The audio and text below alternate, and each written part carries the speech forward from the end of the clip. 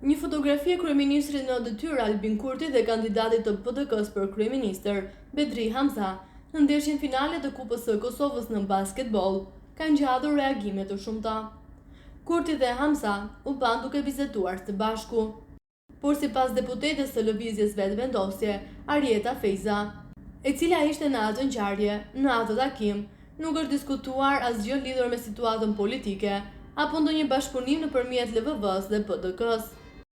Ajo në emisionin Këndi i Debatit në TV1 ka thënë se qëndrimi i lëvizjes Vetvendosje sa i përket bashkëpunimit me PDK-n nuk ka ndryshuar.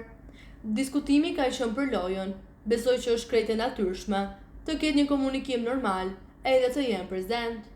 Një takim që nuk është i pari nga aktivitetet e nivelit qendror dhe lokal.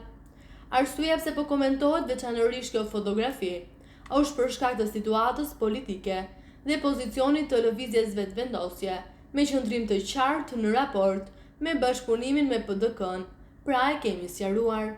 Nuk ka ndryshim në këtë drejtim, por kjo nuk do të thotë se nuk mund të flasim nëse takohemi në një aktivitet, ka thënë deputetja e lëvizjes Vetvendosje Arieta Feiza.